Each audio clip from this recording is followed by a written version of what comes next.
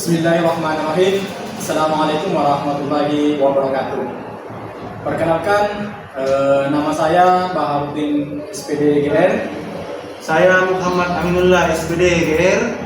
Saya Nurmala SPD. Saya Yulianti SPD. Saya Siti Mutmainah Hasma. Kami dari calon guru penggerak angkatan 10 Kabupaten Jeneponto kelas 047 dengan mengajar praktik Yusmain SPD dan fasilitator Dr. Andes Haji Anwar MPD Akan melaksanakan demonstrasi kontekstual untuk modul 2.3. Selamat menyaksikan. Assalamualaikum warahmatullahi wabarakatuh. Pak Amin. Waalaikumsalam. Bagaimana kabarnya ini Pak? Alhamdulillah begini Ibu, aman-aman semua. Ya, alhamdulillah. Sehat-sehat ya Pak. Baiklah Pak Amin, sebelum kita memulai coaching pada hari ini, sebagai langkah awal, saya akan menanyakan beberapa hal pada Pak Amin. Di antaranya yaitu mendiskusikan kepada Pak Amin bagaimana rubrik penilaian, apakah sesuai dengan alur tirta atau belum. Kemudian bagaimana coaching memberikan pertanyaan-pertanyaan berbobot kepada coaching dan merespon pertanyaan-pertanyaan yang diberikan coachnya. Nah, jangan lupa disesuaikan juga dengan prinsip coaching Pak, yang diantaranya kemitraan, proses keaktifan, proses kreatif dan memaksimalkan potensi. Nah, pertanyaan yang pertama Pak Amin, kompetensi apa yang Bapak ingin kembangkan dalam proses coaching ini? Jadi dalam kompetensi proses coaching ini kan ada 3. Jadi yang pertama itu kehadiran penuh, kemudian mendengarkan secara aktif dan memberikan atau mengajukan pertanyaan yang berbobot. Itu dari 3 kompetensi itu, Bu. Oh iya. Dari 3 kompetensi tersebut, Pak, kompetensi mana yang ingin Bapak kembangkan secara spesifik? Dari 3 kompetensi itu, saya lebih spesifik ke memberikan pertanyaan yang berbobot. Itu saja, Pak. Kemudian ya pasti tetap berperan aktif atau memberikan kehadiran penuh. Oh iya, begitu ya Pak. Kemudian terakhir nih Pak, indikator apa yang ingin Bapak peroleh dari proses coaching ini?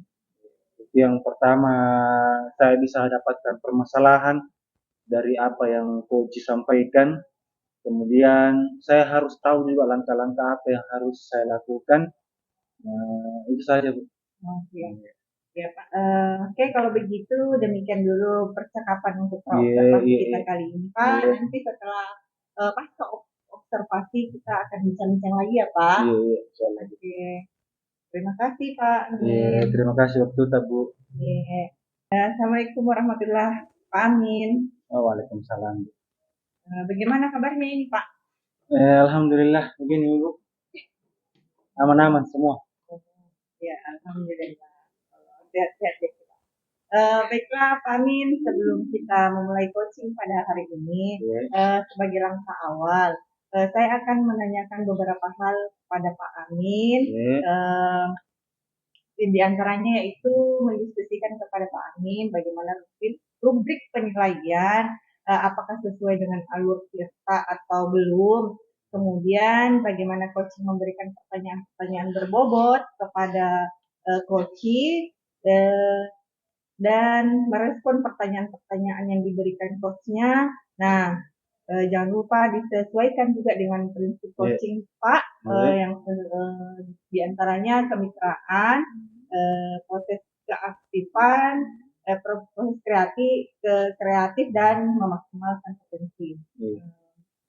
Nah, pertanyaan yang pertama Pak Amin, kompetensi apa yang Bapak ingin kembangkan dalam proses coaching ini? Jadi dalam kompetensi proses coaching ini kan ada 3. Jadi yang pertama itu kehadiran penuh, kemudian mendengarkan secara aktif dan memberikan atau mengajukan pertanyaan yang berbobot. Itu dari 3 kompetensi itu, Bu. Oh iya. Dari 3 kompetensi tersebut, Pak, kompetensi mana yang ingin Bapak kembangkan secara spesifik? Dari 3 kompetensi itu, saya lebih spesifik ke memberikan pertanyaan yang berbobot. Iya. Itu saja, Pak? Kemudian ya pasti tetap berperan aktif atau memberikan kehadiran penuh. Oh iya, begitu ya, Pak. Iya. Eh, Kemudian terakhir nih Pak, Iya. indikator apa yang ingin Bapak peroleh dari proses coaching ini? Yang pertama, saya bisa dapatkan permasalahan dari apa yang coach sampaikan. Kemudian saya harus tahu juga langkah-langkah apa yang harus saya lakukan. Itu saja, Bu. Oh, iya. Ya Pak. Oke, kalau begitu demikian dulu percakapan untuk observasi Iya, kita iya. kali ini Pak. Iya. Nanti setelah pasca observasi kita akan bincang-bincang lagi ya Pak. Iya, iya, soalnya. Oke. Terima kasih Pak. Iya, terima kasih waktu itu, Bu. Assalamualaikum Pak Amin. Waalaikumsalam, Bu Yuli. Boleh saya minta waktunya Pak? Boleh, Bu. Boleh, Iya. boleh. Kenapa ini? Bagaimana, Bu? Bagaimana? Makasih Pak Amin. Begini Pak Amin, di kelas saya itu di kelas 5, Iya. ada beberapa siswa saya yang belum tahu membaca dan menulis. Iya. Sehingga ketika saya melakukan asesmen diagnostik, anak tersebut tidak aktif, Iya. bahkan hanya diam saja dan kurang bersemangat dalam mengikuti mata pelajaran. Iya, iya. Jadi kelas 5, Budi. Iya Pak. Jadi kira-kira duduk begini, Bu, diskusi apa yang kita harapkan ini, Bu? Yang saya ingin harapkan itu Pak, mengharapkan solusi atas permasalahan saya tentang bagaimana supaya murid-murid yang saya ajar itu bersemangat Pak dalam pembelajaran. Iya, jadi kurang bersemangat, Budi. Nah, ini sekarang Bapak mau tanya, kira-kira untuk membuat murid itu bersemangat, kira-kira apa itu yang Ibu lakukan dalam pembelajaran? Kalau saya ingat-ingat kembali hal yang menyebabkan murid saya itu kurang semangat adalah yang pertama, murid tersebut memang tidak tahu membaca dan menulis. Kemudian kedua, mungkin juga saya kurang memberikan motivasi kepada murid untuk belajar membaca dan menulis, dan yang ketiga, metode yang saya gunakan tidak disenangi oleh siswa saya dikarenakan saya itu berfokus kepada murid yang lain. Seperti itu Pak. Iya. Jadi begitu, Budi. Nah, kira-kira ini apa yang membuat murid Ibu semangat dalam pembelajaran itu? Kira-kira apa? Yang bikin semangat itu? Menurut saya, murid-murid pasti menginginkan pembelajaran yang asik dan membutuhkan perhatian khusus kepada murid yang bermasalah tadi, yang dimana murid tersebut tidak tahu membaca dan menulis. Dan mungkin bagaimana nanti saya harus berfokus kepada semua peserta didik seperti itu. Nah, ini selanjutnya ini kutanya sedikit dulu lagi ini, Bu. Kira-kira apa yang membuat itu murid asyik ikut di pelajaran kita ini? Ya. Menurut saya pembelajaran yang harus saya lakukan itu harus mungkin berpusat pada murid. Kemudian murid diminta untuk aktif dalam pembelajaran. Kemudian saya mungkin akan melakukan ice breaking ataupun game supaya pembelajaran lebih menarik dan memberikan kesempatan kepada murid untuk menyampaikan pendapatnya dan mungkin terhadap murid yang belum membaca dan menulis, saya akan melakukan semacam pendampingan di luar jam pelajaran seperti itu. Bagus sekali itu solusi itu. Cuma sedikit lagi kira-kira apa itu kalau untuk anak-anak yang tidak tahu membaca bagaimana Bu? Tidak tahu membaca dan menulis bagaimana kira-kira Ibu menyikapinya itu? Kira. Saya mungkin akan mencari tahu dulu penyebabnya, mengapa anak tersebut tidak bisa membaca dan menulis seperti itu. Ya. Mau cari tahu penyebabnya, jadi bagaimana caranya kita cari tahu itu penyebabnya?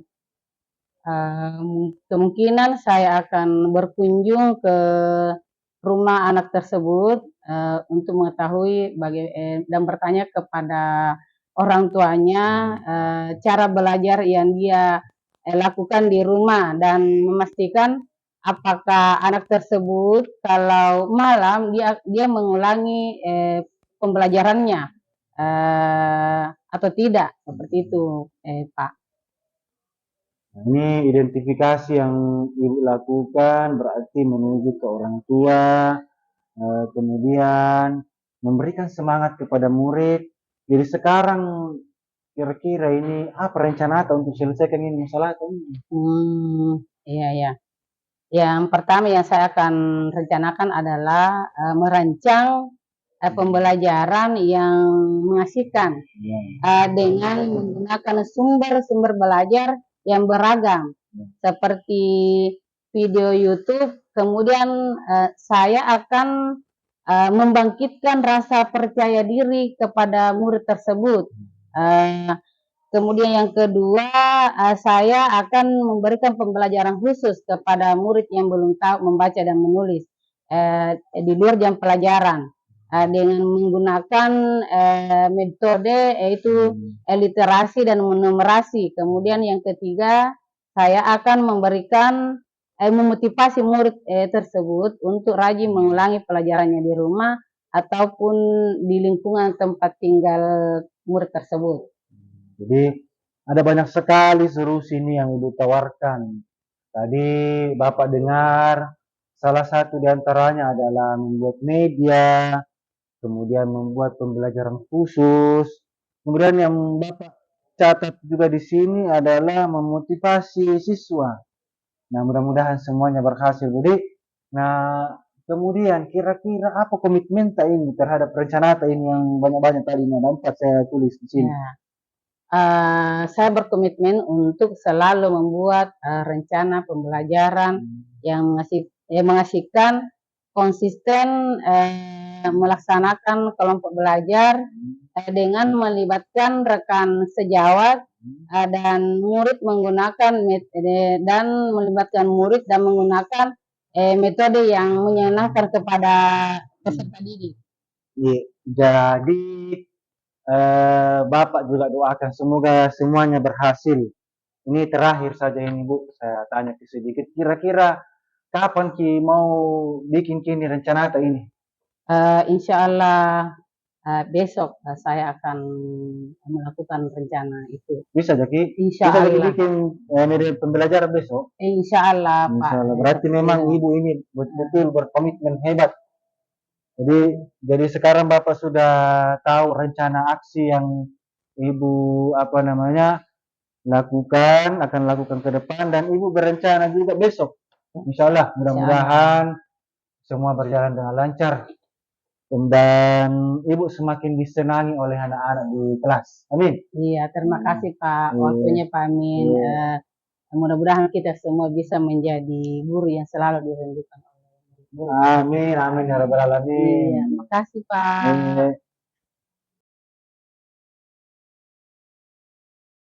Pak Amin, Tadi kita sudah melaksanakan rangkaian observasi ya Pak. Iya, iya. Jadi sebelum kita akhir, saya mau berbincang-bincang dulu sedikit dengan Bapak. Iya. Iya Pak. Tadi pada saat pelaksanaan coaching,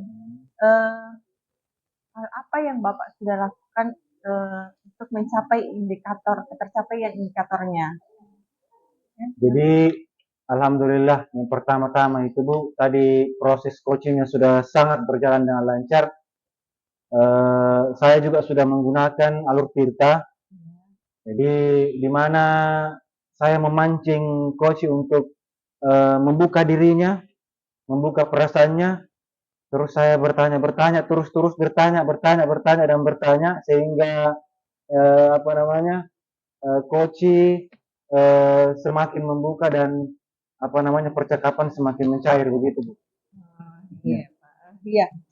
Tadi juga saya melihat Bapak sudah melaksanakan semuanya dengan bagus, alur ceritanya bagus, pertanyaan berbobotnya juga sudah bagus, semuanya sudah sesuai dengan prosedurnya.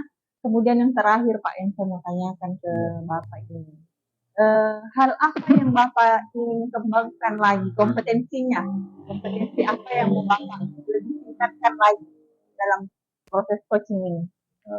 Jadi yang saya pahami dari proses coaching ini ada 3 yang penting, tapi saya lebih menekankan kepada hadiran penuh. Jadi memahami perasaan dari coach sehingga saya bisa memunculkan pertanyaan-pertanyaan yang lebih spesifik begitu. Oh iya, iya.